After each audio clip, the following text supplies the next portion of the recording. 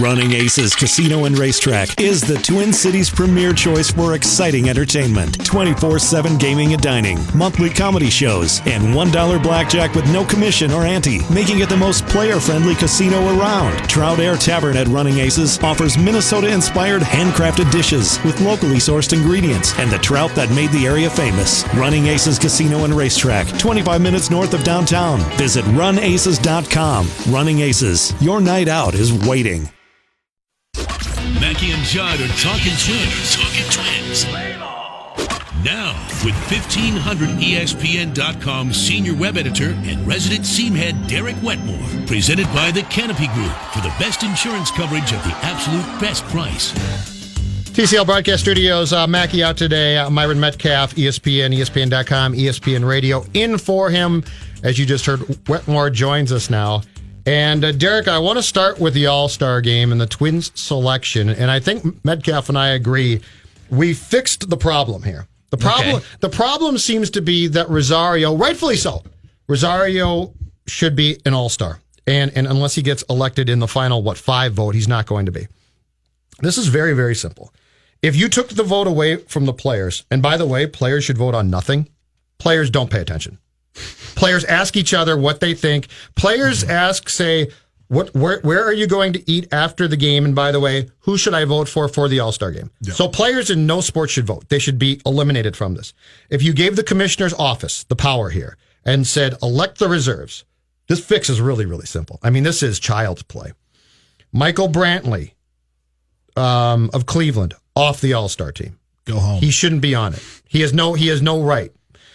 Rosario on the All-Star team. And now I'm going to fix baseball's biggest problem today by doing this. Blake Snell, who's 12-4, 2.09 ERA, Tampa Bay, great so far, left off the All-Star team. Blake Snell goes on it. Barrios, who will eventually make an All-Star game in my world, comes off of it. You now have your bad Twins team with the correct All-Star representative, and I've made 2 moves, or 4, involving 4 players. This is not that hard. You said you're going to fix baseball's biggest problem, and you didn't mention anything about pace of play or mound visits. I'm sorry. Millennials not paying attention. Yeah. I'll rephrase. Their biggest problem today, which is Blake Snell not being an All-Star. Let me explain quickly why I don't get worked up about this, Judd, and then I'll give you a fix that a player gave me yesterday. That's similar to what you're talking about. He was incensed that Rosario was not on the team. And he shouldn't have voted. They're all happy for Barrios, but yeah, I mean, they're all pretty they should be mad in that clubhouse. It's dumb. That their record is keeping Rosario out of the game, I think is the perception. But the Reds got 3 All-Stars. So explain, yeah, that is okay. So box. But I mean, what is it? You caught me in a corner here. I think the reason I don't get mad, Judd, is Rosario's going to be in the game. Rosario's going to be named to it. He's not going to win the final vote. They've got 2 big market guys in that vote. Yeah. He's not going to win the final vote. Twins fans, vote all you want to. I don't foresee Eddie Rosario winning that thing against Stanton and Benintendi. Yeah. That's just a tough hill to climb. But I don't get incensed about it because, there's going to be 5 injury replacements and pitchers will back out because they're throwing on Sunday and 5 more starters will get in and you're going to have these relievers. Snell will be on the All-Star team. But he should be today. Yeah, but who cares? But it's silly because it's so fixable. Players should never get to vote on anything. So players don't pay attention to things. Here's where I'll push back because I agree with that part of it. That players aren't studying the stats. They're not looking and saying who's the best. All they know is that series preparation. Yep. Who do we not want to beat us? Who's the best player on this team? They've got this they know that. Laser focus on it. In most cases, players know that. Sometimes Miguel ain't so sure about who they're going to play. Well, and he's in Fort Myers right now. So these players are laser focused on their opponent. They're not necessarily saying who are the 12 best pitchers in the American League? Go. They don't think like that. But here's the solution that the player gave me that might make some sense. I could see it. Players pick the rosters. Here are the deserving players in our league. These are the guys that we know are the best in the game. Maybe this guy's had a hitting slump the last couple of weeks, but I'm struggling to come up with a name here. But let's say Miguel Cabrera or whatever. Mm-hmm. You know Miguel Cabrera's an all-star if you play against him. You just know. And then, all right, maybe he's hitting 250 at the time of the break, but players pick that whole roster, and then fans, because he still wants fans included in this, fans then vote on the starting lineup. So then you get away from this situation where it's just a popularity contest, or as he called it, a beauty pageant. I think that there's a certain amount of popularity that goes into it with the fan voting, but I don't think anybody really wants to take that away, because baseball wants these fans to feel like they're engaged, they're involved, even if, let's be honest, fans don't always make the right choices either. Yeah. So it's not an easy fix, but I'm just here to tell you, you're not the only one mad about it, Judd, but I will not get in any line to protest how they pick the rosters, because I just don't care. I'm not that mad about it. Yeah. I just think that there's a way to fix it, and I don't want fans to vote, but I also appreciate the fact that it involves them. And God knows right now, baseball needs fans to care. It's a huge thing. So I'm taking players out, and I'm saying, guys, I don't want you to do a thing. Just keep playing your games. I don't care besides that. Where do the numbers come in? Because for me, and I don't know how you do it, right? Everything we're just spitballing here. Right.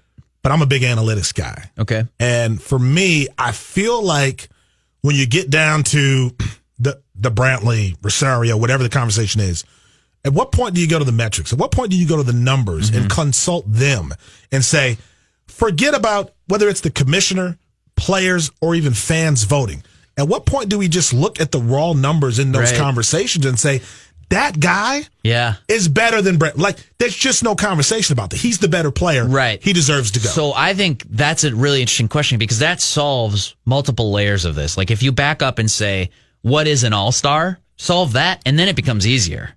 I mean, we talk about this in baseball every year. Somebody gets hot and they run a reliever, might have 24 innings with 1 run allowed and 40 strikeouts. And like, that's fantastic. And he should be an all-star.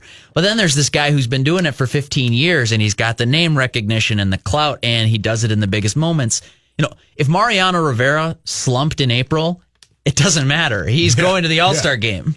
And I think that's what you have to answer first. To me, I do give some credibility to the fact that a guy's been there before. So Brantley is a perfect example of that. I think the Brantley-Rosario decision, now part of it's teams have to be represented and they factor all of that stuff in, but I'm just saying, if you're looking at those two guys in a vacuum, I want every team represented. We can fight about that. Get out of here. But I just say that... Leave the studio right now. Thanks, guys. Thanks for having me.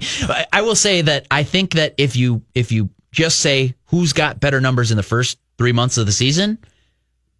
Easily Rosario. Rosario belongs on this team, question. And there's no fight. I can't even argue it. Right. But if you're looking at guys and you say, like, has this guy had an all-star career or whatever? And I think, let's be honest, that's what players are looking at. They're not necessarily saying, okay, Brantley's got a 20 points higher on base percentage, but his slugging's not as good as Rosario's. How does this...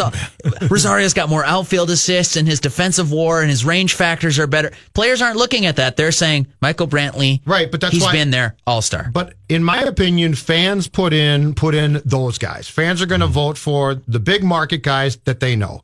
So that's taken care of. After that, the reserves to me should be guys having all-star seasons.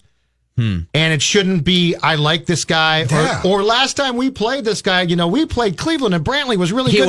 That's how they vote. That is how they vote. Players are not credible voters. That's how they vote. They're not credible. And the commissioner's office has a far better chance of looking at this and doing what Myron just said, which is looking at the statistics, analytics, and saying Eddie Rosario deserves to go. Clearly. Barrios will go someday. Yeah. He doesn't have to go this year. Yeah. Well, so let's just quickly break down. The fans vote for the starters. Players pick the reserves, and then there's this final vote. But the managers used to get to pick the relievers and stuff like that. I don't know. I think they can. Yeah, which I like that. Yeah, managers' role has been extremely limited, and that's smart because they're just going to pick their guys, or they're forced. They feel like they're forced to pick their guys. You're dead right about that. What I'm saying is that if the players are then picking the reserves, I don't have as big of a problem with that, because to me, they've decided in their mind, I want to go with the guy who's been there. I don't know, right or wrong. That's what players have decided, not Rosario has a higher wins above replacement. I think you'd have a lot of fans that would argue against that. And I'm a numbers guy too, Myron. But I think you'd have a lot of fans say, like, what does WAR have to do with being an all-star? And that's probably what the players are saying too. Let's come back and talk about this. When is a win streak really not impressive? Seasons change. Water freezes. Tires slip. And the person changing the radio in the car behind you can't find the perfect station. That's why there's AAA Auto Insurance. AAA insurance agents have been helping members get the coverage they need for over 100 years. Erratic weather? Check. Distracted drivers? Check. Being prepared for it all? Also, check. Get an insurance checkup to make sure you have the auto coverage that's right for you. Visit AAA.com/checkup or stop by your local AAA store. Let's get to the Twins right now and their super impressive 4-game sweep of the Baltimore Orioles, because I was told all weekend by people, including my local cable all sports network, that the Twins beat the Orioles 4 in a row, and that's impressive, and you've really got to give these guys credit. And you know what I say to that, Derek Wetmore? That's what I say to that. The Baltimore Orioles are historically bad. The Royals are damn near as bad. They're coming to town next. You can win 7 in a row, and I don't care when it mattered. You went 1-9 against the White Sox, Cubs, and Brewers. My God, really? Does anybody really? And you know what? If the beer tasted better at Target Field, God bless you. But if you put any stock into this crap, give yourself a reality check. Well, the Baltimore Orioles are a joke. Horrible. They were on the plane on Saturday. Yeah. Hey, So look, please, Judd, I told you on May 1st that this season was over, that individual games no longer matter. Complaining to you. I'm not complaining at you Just for your making sure. coverage. What I am saying is there's far too many people in this town who are taking some weird drug that makes them delusional. Well, hey, if that allows you to enjoy the month of July before the Twins go into their massive sell-off cabin. mode, then great. Yeah, exactly right. And then up in August, you figure out like what weekends is the lake available. I don't pay my cable bill to be sold a bill of BS. But Judd, you're weird. You got to know that. No, but you are not the average viewer of Twins games. You are not the average people who picks up the paper. I am weird, but people should come to my side to understand why it's right. Okay. Yeah, Right. this shouldn't be celebrated. Yeah, just so you know, you're out on this little island, and I'm closer to you because I cover this team on a daily basis. What I'm saying is that you can't hardly blame anyone for wanting to inject, even if it's a little bit of faux optimism, a little bit of optimism, because it makes the day-to-day grind of a baseball season just seem better. It's more tolerable. I've got a list here of 10 guys that you could conceivably see traded this month or next month before the waiver deadline. That to me is all I'm thinking about when I show up at the park. But that doesn't mean that like the game itself doesn't matter, that Odorizzi's start is meaningless. Like, if your basic point is that the only thing that matters is championships, and we're seeing this in the NBA right now, people are sick to death of the loading up and super teams, and the Warriors are ruining basketball. I couldn't disagree with that more. I'm as interested in the NBA now as I have been my entire life, despite the fact that I know the Warriors are going to win the next championship. Yeah. I know that sitting here today. And that to me is sort of a fundamental divide. I think you and I disagree on this a little bit, Judd, where I don't think that the Twins are going to win the World Series this year. And I'm still going to show up to Target Field after this. And I think what you're getting after is like, this win streak doesn't matter at all. Well, it does for its own sake. That's sports. You're saying it's wins. It's wins. Yeah. Look, if the Twins win 75 games or 80 games, it doesn't change anything. This is a disappointing season. It's horrible. All right. Then when you come back and break down these games, what I want is a breakdown of how horse bleep the Orioles are. Okay, that's why you won. Yeah, that's fine. What I want Fox Sports North starting tonight is that will never happen. Is the Treasure Island and Casino featured twin who I would trade today. Yeah. And give me the breakdown of who you're going to trade and why. That's what you might get for him. And I just want reality. Yeah. Right. So I'm not raining. If you're a fan, I'm not raining on your parade. If the beer tastes better, that's awesome. But what I want from people that I pay to give me credible coverage is I want the reality of we're going to come back and show you just how bad Baltimore is. Well, because they are a joke. Being realistic would help. I agree. It would help. Look, I'm on your guys' side of the fence with that. Yeah. It's never going to happen. But it should.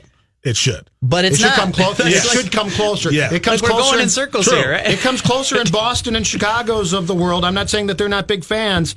I'm not asking them to dump on the Twins constantly, but just give me a dose. Give me a little bit of salt and pepper of reality once in a while sprinkled in. Okay. I would like some of that. Sign me up. I would like a dose of reality on Byron Buxton. Sure. Because I think we live in a place where everybody likes to treat him like he's your buddy. Right. Nobody wants to criticize him. That's right. He's given us one burst, right. one flash of brilliance, and all of a sudden people are like, wait, how long do I have to wait? Yeah. Why am I still waiting on Byron Buxton? Maybe this guy just can't hit big league pitching. Like, maybe he is a guy who's going to be a disappointment throughout his entire career. Like, I'm watching the Mike Trouts and the Bryce Harpers and the Machados and all these guys who were hyped like Buxton, and then when it came time to deliver, they did, he didn't. Right. So at what point is it okay to be disappointed and upset with what I've seen in Byron Buxton so far? And at what point, if you're the Twins, do you have serious conversations about the next steps for him and how much value you could get on the trade market with him? Well, I think those next steps conversations are already happening.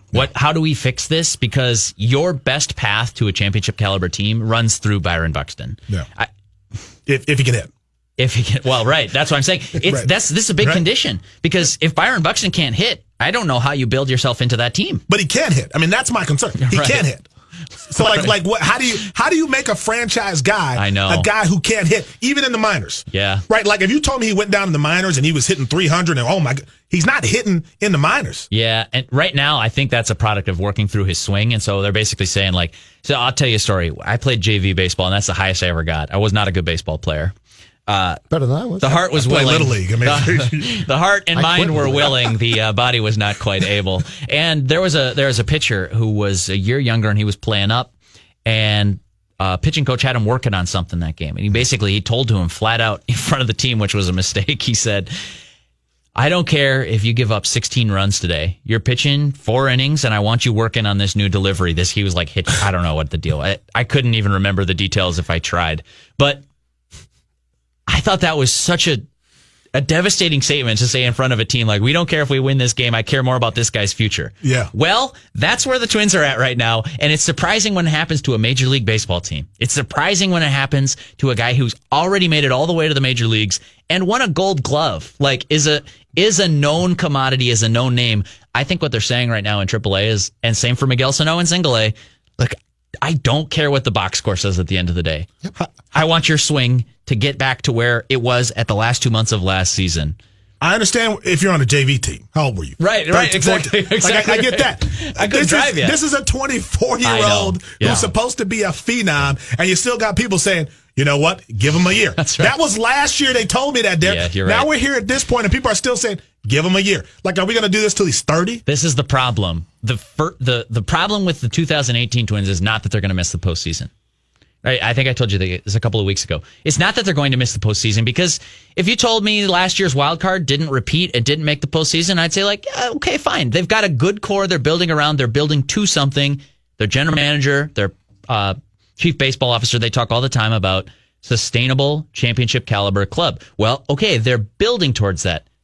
The problem with the 2018 Twins is not only are you losing, you've lost, and now you don't know what you're getting from your 2 most important players going forward. And you're right. That would be, you're right. If I went home from the office every day, that mattering, my future depending on what happens to those 2 guys, I would be all kinds of nervous right now. And I don't care when they're back in 2018. If they come back in 2018, what you need to do is have this turned around by opening day 2019. Yeah, well, you asked Myron. That's all I care about. When do you get nervous? You asked me, when do you... I'm nervous right now. I'd be worried the day I had to send those guys out. I'm worried about what happens, not only the rest of this year, but for the 3 and the 5 year future of the Twins too. I'm already concerned. That moment has already come and gone. He should be criticized more. There should be more heat on Buxton than there is. Sure. But I told him he's not because we're so mad at Sano, because Sano was an all-star and has the abilities. Byron's a nice kid who works hard. Right. Yeah. So we give Byron a pass based on the fact that we're so PO'd at Sano. We can't see straight to get mad at Buxton. He absorbs a lot of the blows. And if Miguel comes back in 2019 and is successful and Buxton is still struggling, I think at that point in time we're going to say this really isn't going to work. Yeah, definitely. I mean, baseball is a game built on failure, so we can always find a way to criticize guys. And I almost wonder sometimes the pendulum swings a little too far in the other direction where, well, hey, if he was a prospect, it's going to be great. He's going to be fine. Kid gloves all the way from age 18 to 26 before we finally someday decide on a prospect like, yeah, maybe he's not actually the player we thought he was going to be. Someday over the rainbow. Yes. I'll say I'm not there with Byron Buxton. I'm not there with Miguel Sano. I still think that there's time for both those guys to straighten out their careers. Thank you, sir. Hey, everyone. Thanks for listening to the show. TCL launched a new lineup of award-winning 4K Roku TVs to deliver the best sports, movies, TV shows, and thousands of streaming channels. TCL's personalized home screen makes it easy to customize your TCL to fit the way you watch. Binge watch what you want, when you want.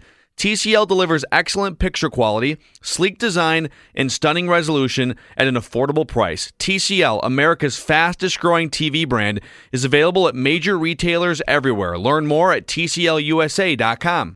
I'm Rita Foley with an AP News Minute. The FBI investigation of Supreme Court nominee Brett Kavanaugh may wrap up today, we're told. But Christine Blasey Ford, who accuses him of sexual assault, apparently has not been interviewed, nor has he. Does that worry key Republican Senator Jeff Flake? Well, we have the statement of Dr. Ford, and then we have hours of testimony. So, frankly, when we talked about an FBI investigation, it was to follow up leads that might corroborate her account. So I'm not troubled by that. Standing next to Senator Flake on Capitol Hill, his friend, Democratic Senator Chris Coons, for whom the speed of the investigation raises questions. That would concern me. I hope the FBI has been allowed to follow all the reasonable leads from the credible allegations that were before the committee last week. And I know that puts them under a lot of pressure, but they've got the resources to do it. He and Senator Flake were on the Today Show this morning. I'm Rita Foley.